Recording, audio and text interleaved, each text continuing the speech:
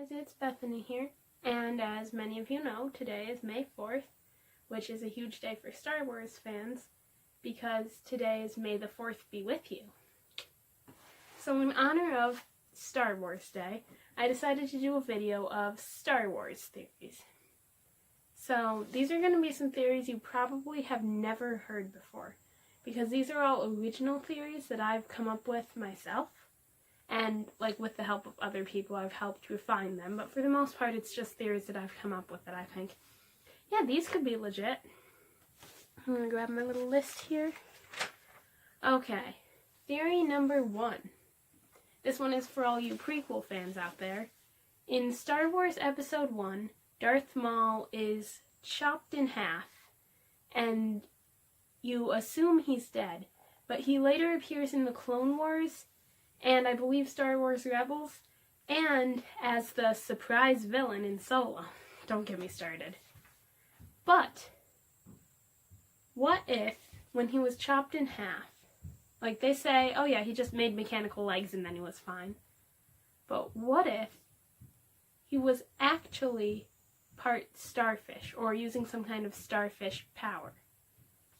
In Star Wars Episode 3, Darth Sidious tells Anakin that the dark side is a pathway to many powers that some would deem unnatural.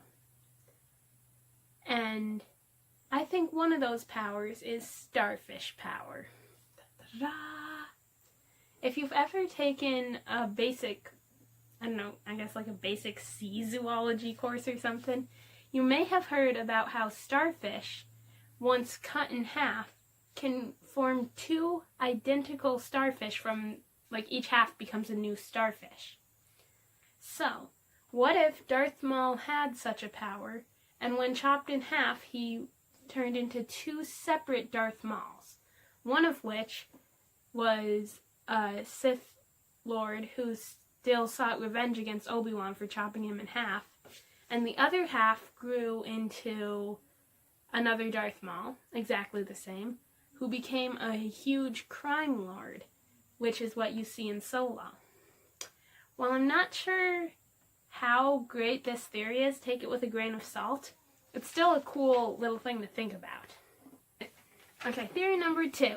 This one is about the sequel trilogy, as most of these are, because that's just one of the best trilogies for theories about, because I haven't finished it yet.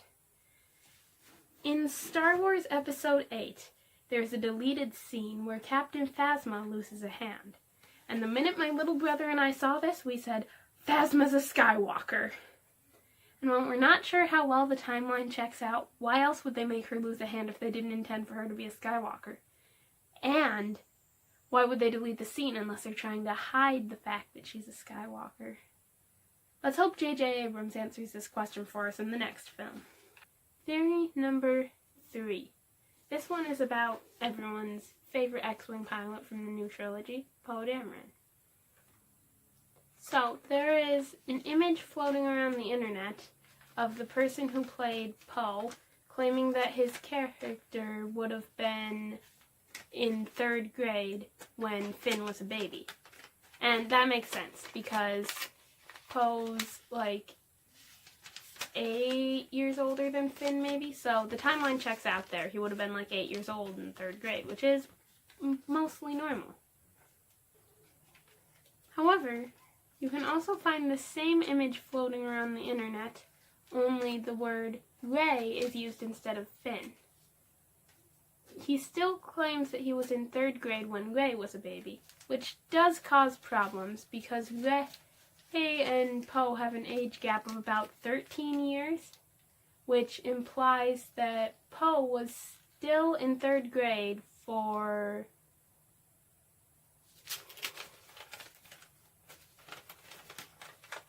quite a few years. Now, how exactly would an 8-year-old child fail 3rd grade that many years in a row? The answer is probably a little more obvious than you think if you're... In the book, Before the Awakening by Greg Rucka, it mentions a little bit about Poe's early life, including the fact that that his mother died while he was 8 years old. His mother is a huge character in, like, a huge influence in his life, I would say. The reason he became an X-Wing pilot, stuff like that. Perhaps her passing was either so heartbreaking for him that he couldn't continue to learn, or perhaps he was homeschooled and his mother would teach him, but she was unable to after she died, obviously, and it took a while for his dad to figure out this whole teaching thing. Either way, it's just an interesting thing to think about. So this last theory, theory number 4, is for all of the original trilogy fans out there. So I saw this thing a while ago on the internet that said, oh, what if whatever you're afraid of is just whatever killed you in a past life? And personally, I don't believe in reincarnation or regeneration or past lives or anything like that. But I just thought it was like a kind of funny, kind of weird thing. And then I thought about, in Indiana Jones, who was played by Harrison Ford, has a fear of snakes. And a lot of people make jokes about how Indiana Jones and Han Solo are like the same person, or one of them is one of their dreams or whatever, because they're played by the same actor, Harrison Ford. And then I thought, wait a minute. In Star Wars, Kylo Ren kills Han Solo. Spoiler alert. And then in the next movie, because of that, Rey refers to Kylo Ren as a murderous snake.